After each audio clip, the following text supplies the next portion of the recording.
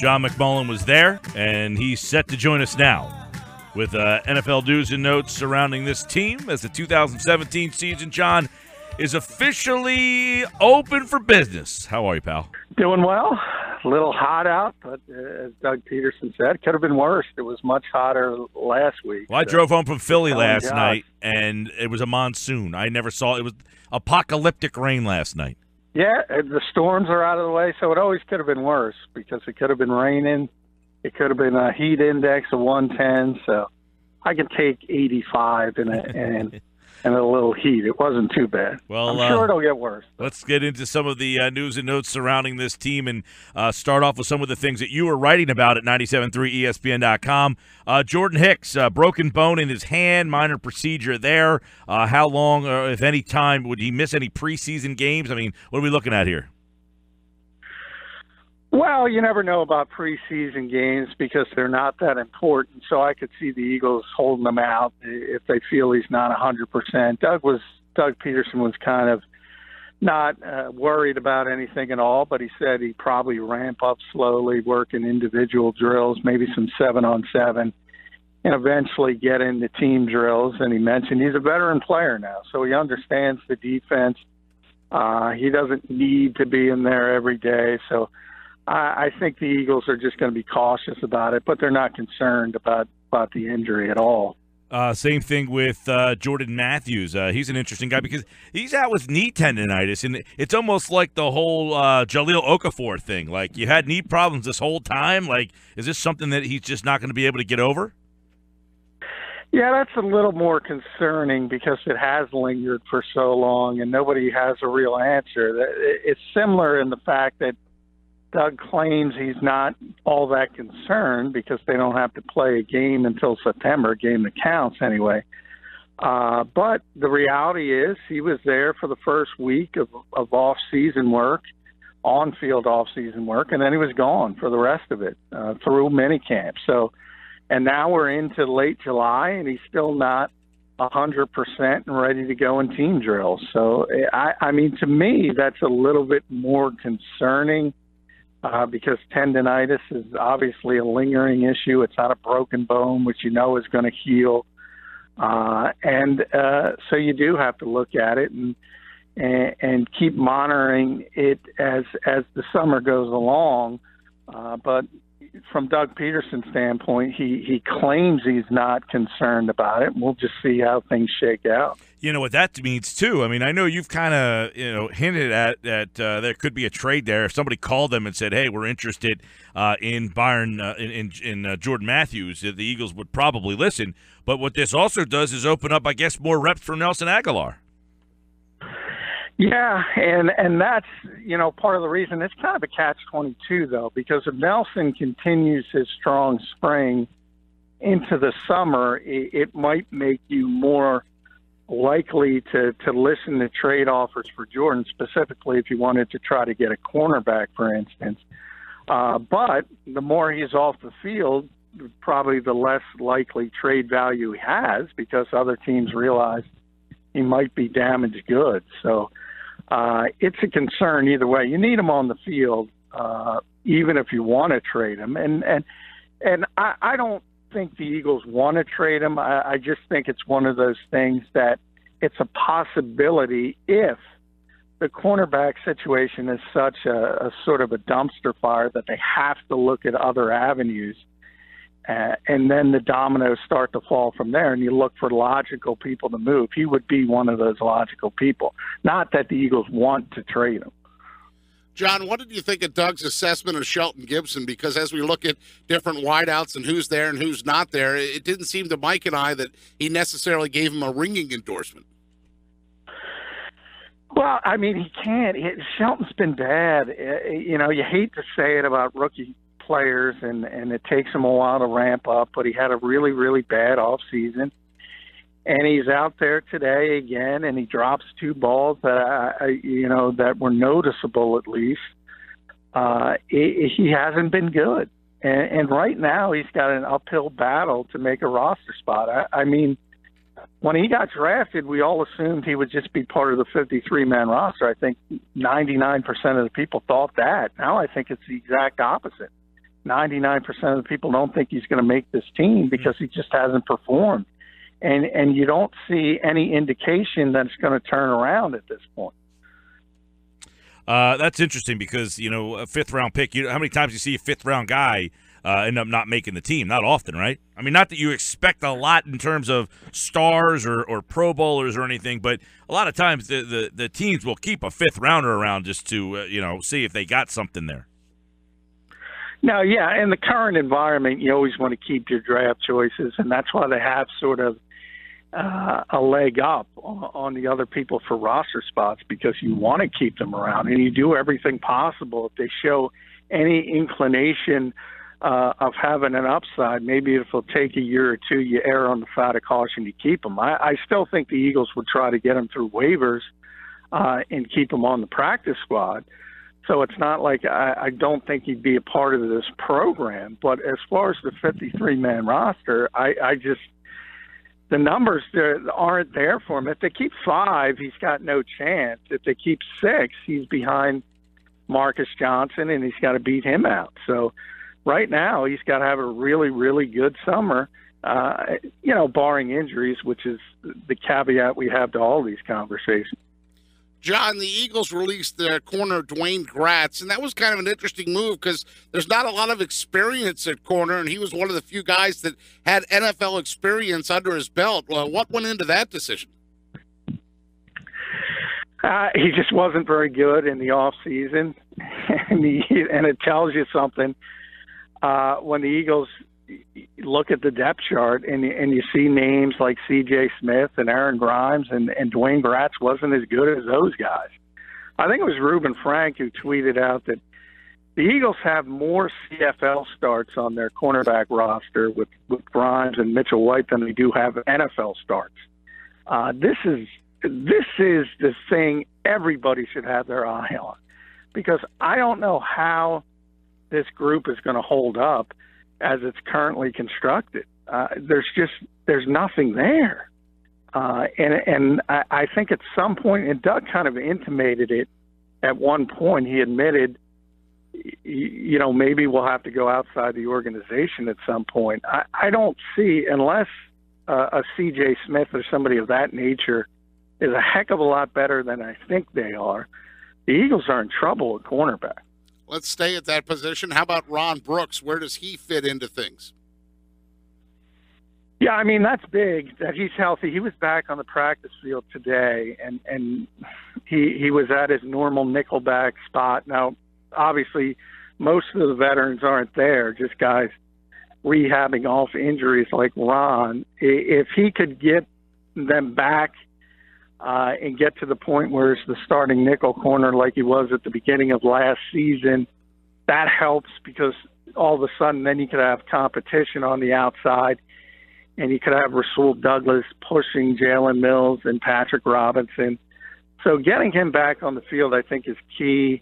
And Doug talked about him today like he was the nickel back if he's healthy. So we'll see.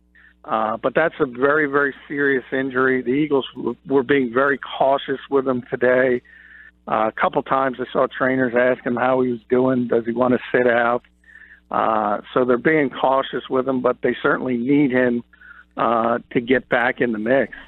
Yeah, was it a little bit surprising that the way that he talked about him, Ron Brooks? He said, I don't want to rush him back there. He's a veteran player, but at the same time, it almost sounded like, but at the same time, we need this guy. So I guess that's a pleasant surprise to hear that Brooks is healthier and further along than maybe we had thought. Yeah, it is a pleasant surprise, because I thought the Eagles were looking in a different direction at the nickelback slot. I thought, judging by the way they handled the offseason, it certainly looked like they wanted Jalen Mills to play that spot on obvious passing downs. But I think it's smart if he can do it. Jalen's only a second-year player, so to ask him to play on the outside and then move inside, that's a lot to put on a young player's plate. He's not, a top 10, top 15 talent like Sidney Jones. He was a 7th-round pick. So I think they would love to see Ron Brooks win that job. And it was a pleasant surprise that that Doug talked about him the way he did today. So overall, as we know, that corner spot is going to be a very interesting, intriguing battle to watch, if you will. And what about seeing Rasul Douglas in that mix and where he kind of fits in? Are they going to look at him in the nickel spot more, or do they look at him more of an outside guy? No, he's an outside corner because of his size. He's a really, really lengthy guy, very tall for a corner. And he's got the ability to be very physical. I don't think he would sort of match up well. If you think about those shifty slot receivers, like, the Julian Edelmans of the world, the Cole Beasleys of the world, he would not match up well against players like that who are really, really good route runners. On the other hand, he just has everything you want except for the long speed in an outside corner.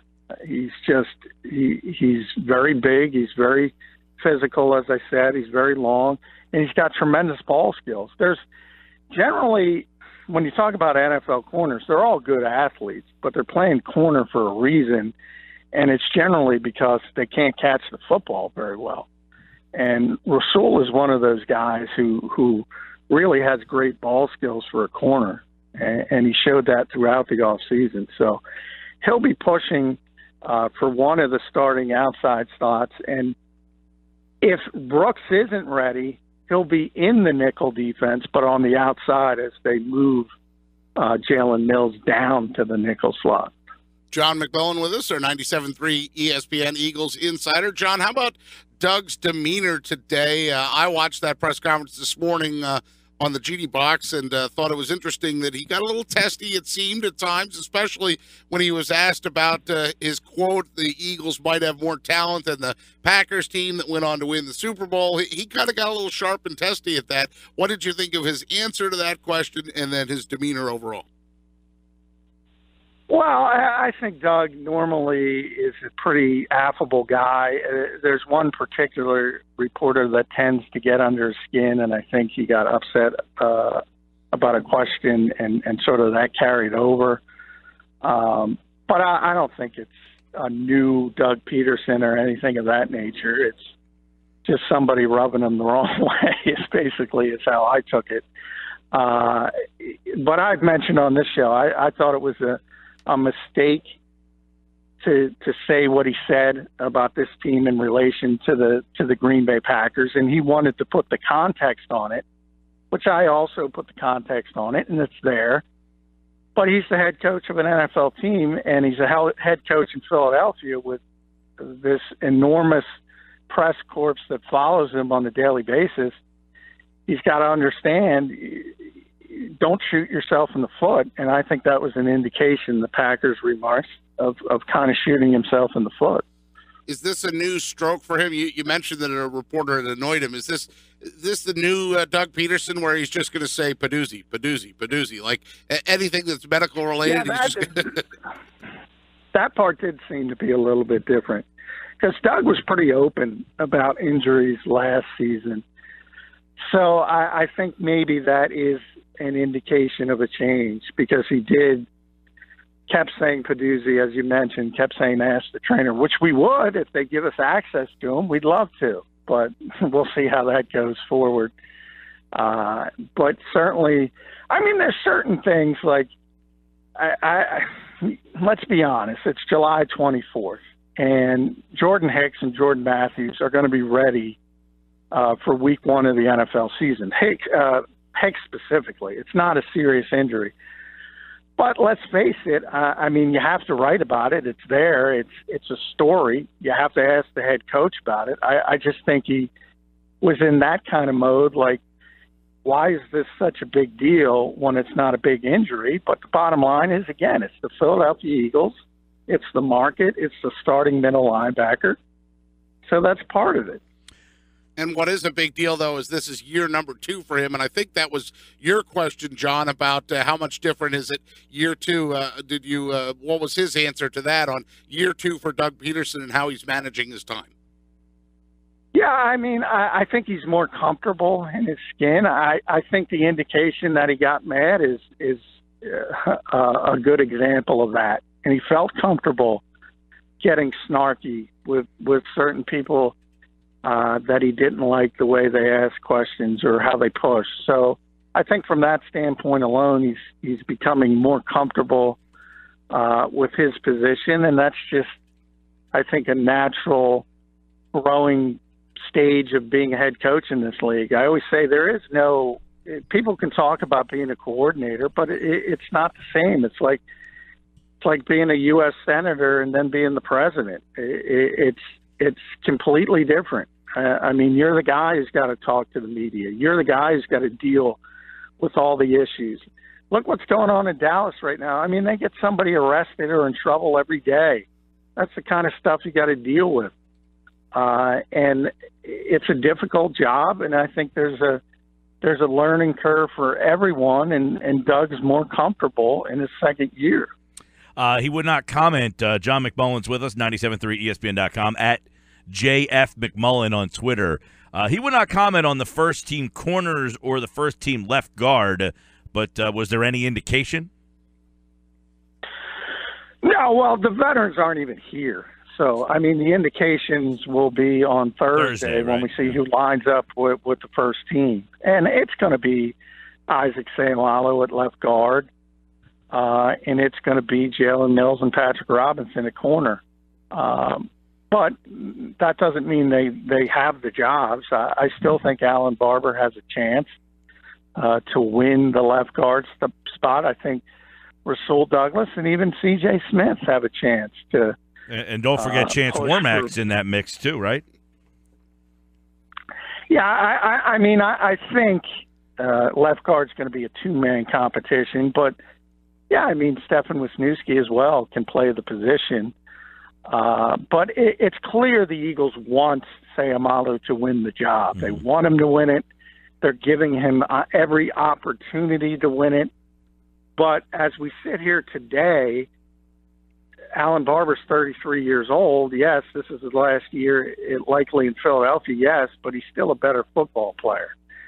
So if you get to September and Seumalo, who's struggled throughout the preseason, I think there's a chance Barber is the starting left guard. But they certainly want Seumalo to seize the opportunity and win the job. Finally, John, before we roll here on this first day of camp, I know the veterans aren't in there, a lot of rookies, selected vets, some off-the-radar guys. Any standouts, anything kind of positive that you took note of? Well, I think the play of the day was Greg Ward, who's the old Houston quarterback who's shifted to wide receiver at the professional level, undrafted guy.